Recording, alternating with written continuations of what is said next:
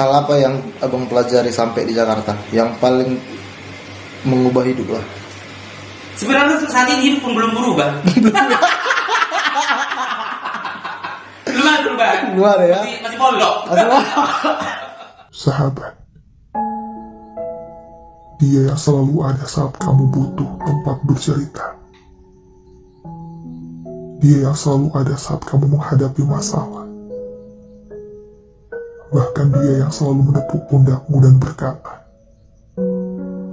semuanya akan baik-baik saja. Di saat semuanya menjauh, seorang sahabat akan tetap berada di sampingmu, yang akan mengulurkan tangannya ketika kamu jatuh,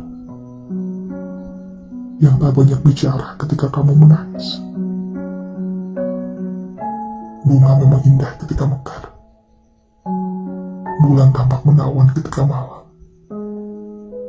tapi senjalah yang selalu ditunggu kehadirannya. Seperti kamu, sahabat yang sesungguhnya bagiku.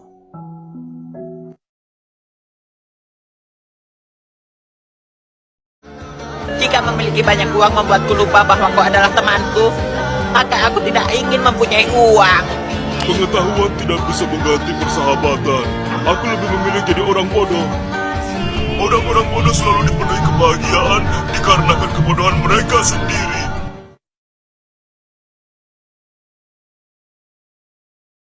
Lo itu sahabat gua, yang udah gua anggap seperti saudara sendiri. Gua gak peduli seburuk apapun lo, gua gak peduli sebrengsek apapun lo, dan gua gak peduli apa yang orang lain katakan tentang lo. Yang gua tahu, itu sahabat terbaik. Sahabat yang selalu bilang, kalau lo punya masalah, bilang yang sama gua sih bantu lo kok. Sahabat yang berdiri paling depan di saat kita punya masalah. Sahabat yang selalu mengulurkan tangannya di saat kita terjatuh. Itu yang namanya sahabat. Walaupun dia sebrengsek-brengseknya manusia, tapi dia tetap sahabat gua. Hai, gue mau bilang makasih buat lo karena dulu sering ajak gue main, sering berbagi cerita juga sama gue.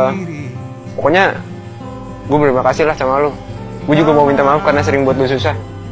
Mudah-mudahan kita bisa kayak dulu lagi, bisa gila-gilaan bareng lagi, bisa seru-seruan bareng lagi. Gue gak nyangka ternyata ditinggal sahabat lebih sakit daripada ditinggal pacar. Intinya, dimanapun lo berada sekarang, gue doain yang terbaik buat lo.